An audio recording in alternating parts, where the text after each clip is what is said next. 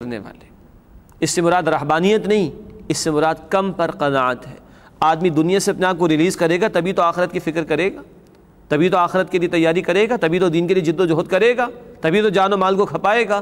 تو ایک ترجمہ کیا گیا ہے دنیا کی لذتوں سے کنارہ کشی اختیار کرنے والے، اور ایک ترجمہ کیا گیا روزہ رکھنے والے۔ اس میں بھی ظاہری بات ہے آدمی بھوک اور پیاس سے گزرتا ہے تو دنیا کی لذتوں نعمتوں کو چھوڑ دیتا ہے۔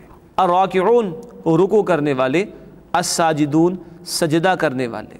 یہ صرف نماز کا رکوع سجود نہیں بلکہ پوری زندگی میں اللہ کے سامنے جھک جانے کا نام۔ یہ 6 صفات پہلے دینی فریضے کے لیے ہر بندہ مومن، مرد ہو یا عورت، بوڑھا ہو یا جوان، اللہ کی عبادت کی کوشش کرے اپنی ذاتی حیثیت میں۔ تو یہ 6 صفات ہیں: توبہ کرنے والے، عبادت کرنے والے، اللہ کا شکر ادا کرنے والے، روزہ رکھنے والے، رکوع سجود کرنے والے۔ اللہ ہمیں ان میں شامل فرمائے اور ان صفات کو اختیار کرنے کی اللہ ہم سب کو توفیق عطا فرمائے۔ اب 2 صفات آ رہی ہیں دوسرے بنیادی دینی فریضے کے لیے، اور وہ ہے دین کی دعوت کا کام۔ اس لیے کہ ہم مانتے ہیں کہ نبی اکرم صلی اللہ علیہ وسلم اللہ کے آخری رسول، اب انسانیت تک اللہ کا پیغام پہنچانا یہ ہمارا فرض ہے۔ سورہ آل عمران کی آیت نمبر 110 میں اللہ تعالیٰ فرماتے ہیں کنتم خیر امۃ اخرجت للناس تأمرون بالمعروف وتنہون عن المنکر، تم بہترین امت ہو جنہیں انسانوں کے لیے پیدا کیا گیا، تم نیکی کا حکم دو گے اور بدی سے روکو گے۔ تو امتی ہونے کے ناطے ابھی ہمارا دوسرا فرض ہے کہ دین کی دعوت کو دوسروں تک پہنچائیں۔ اس ضمن میں 2 باتیں بیان ہوئیں، 2 صفات بیان ہوئیں۔ فرمایا الآمرون بالمعروف، بھلائی کا حکم دینے والے، والناہون عن المنکر، بدی سے روکنے والے۔ آدمی کو جہاں اختیار حاصل وہاں حکم چلے گا، اولاد ہے، بیوی ہے، فوراً حکم چلے گا، چھوٹے ہیں حکم چلے گا، ایک امپلائر ہے امپلائیز پر حکم چلے گا۔ تو جہاں اختیار ہے وہاں حکم، اور جہاں اختیار نہیں وہاں تلقین، دعوت ہے، سمجھانا ہے، پہنچانا ہے، ڈائلاگ کرنا ہے۔ الآمرون بالمعروف، بھلائی کا حکم دینے والے، والناہون عن المنکر، بدی سے روکنے والے۔ اور اب تیسرے بنیادی فریضے کے متعلق ایک صفت، اور تیسرا بنیادی فریضہ کیا ہے؟ اللہ کے دین کے قیام کی جد و جہد کرنا۔ جیسے کہ اللہ تعالیٰ کا حکم ہے سورہ الشورى آیت نمبر 13 میں اقیم الدین، دین کو قائم کرو۔ جیسے اقیم الصلاۃ اللہ ہی کا حکم ہے نا، نماز قائم کرو، ایسے ہی اللہ تعالیٰ فرماتے سورہ الشورى کی آیت نمبر 13 میں اقیم الدین، دین کو قائم کرو۔ اس ضمن میں ایک صفت آئی، آگے فرمایا والحافظون لحدود اللہ، اور اللہ کی حدود کی حفاظت کرنے والے۔ کیا مطلب؟ زمین اللہ کی ہے، اس پر حکم اللہ کا نافذ ہونا چاہیے۔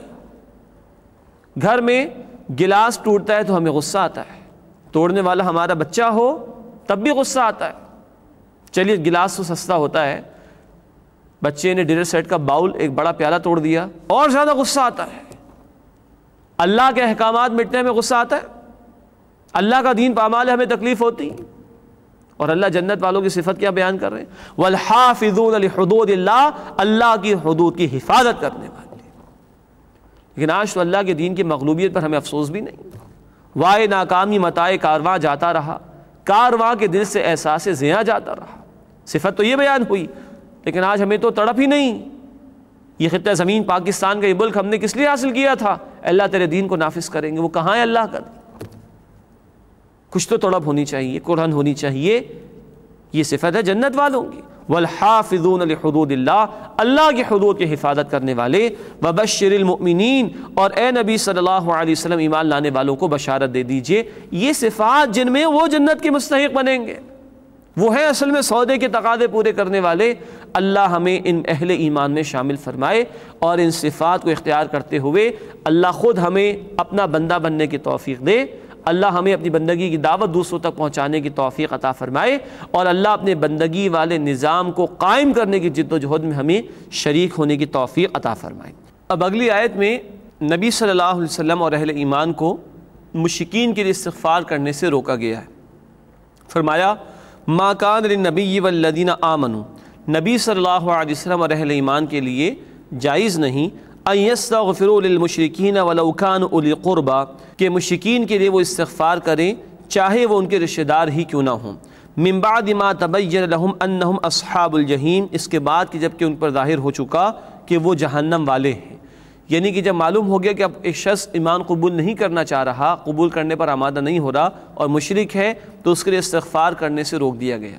ابو طالب جو نبی صلی اللہ علیہ وسلم کے چچا تھے، بہرحال انہوں نے بڑی حمایت بھی کی نبی اکرم صلی اللہ علیہ وسلم کی، لیکن قبول نہ کیا کلمے کو۔ بخاری شریف کی روایت ہے کہ اللہ کے نبی آخری وقت تک سمجھاتے رہے لیکن وہ نہ مانے، اس پر اللہ کے نبی صلی اللہ علیہ وسلم کو روک دیا گیا کہ ان کے لیے استغفار نہ کیجیے۔ وما کان استغفار ابراہیم لابیہ، اور ابراہیم علیہ السلام کا اپنے والد کے لیے بخشش مانگنا نہیں تھا، الا ان موعدۃ وعدہا ایاہ، مگر ایک وعدے کی وجہ سے کہ جو وہ اپنے والد سے کر چکے تھے۔ جب والد نے ان کو نکل جانے کا حکم دیا تو ابراہیم علیہ السلام نے کہا اچھا میں جا تو رہا ہوں، اپنے رب سے آپ کے لیے دعا کروں گا۔ وہ وعدہ کر گئے تھے، لیکن اس موقع پر قرآن نے اسی بات کی طرف اشارہ کیا، وہ ایک وعدہ کر بیٹھے تھے اس لیے دعا کر رہے تھے، لیکن آگے فرمایا فَلَمَّا تَبَيَّنَ لَهُ أَنَّهُ عَدُوٌّ لِلَّهِ تَبَرَّأَ مِنْهُ، پس جب ابراہیم علیہ السلام پر ظاہر ہو گیا کہ والد اللہ کا دشمن ہی ہے تو اس سے بیزار ہو گئے، پھر والد کے لیے استغفار کرنا چھوڑ دیا۔ ان ابراہیم لأواہ حلیم، بے شک ابراہیم علیہ السلام نرم دل اور بردبار تھے، بڑی رقت اور نرمی تھی ان کے دل میں جو اللہ نے رکھی تھی۔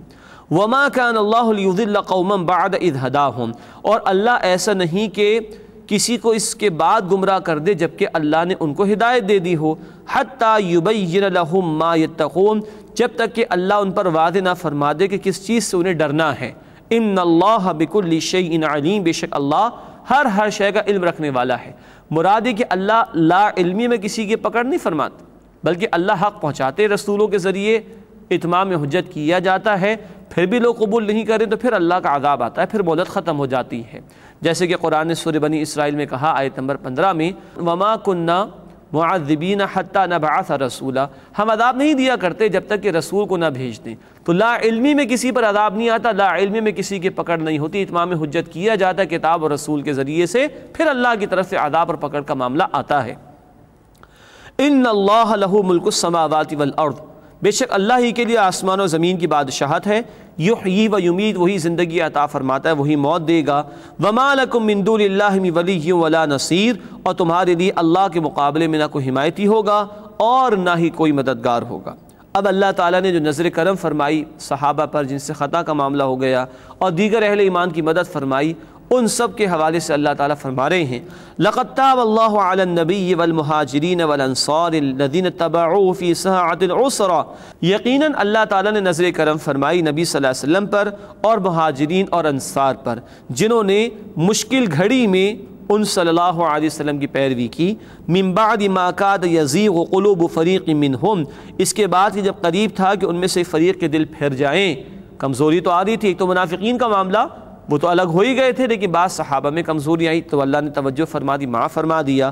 ثم تاب علیہم، پھر اللہ نے ان کی توبہ قبول فرمائی۔ انہم بہم رؤوف الرحیم، بے شک وہ اللہ انتہائی شفقت فرمانے والا، مسلسل رحم فرمانے والا ہے۔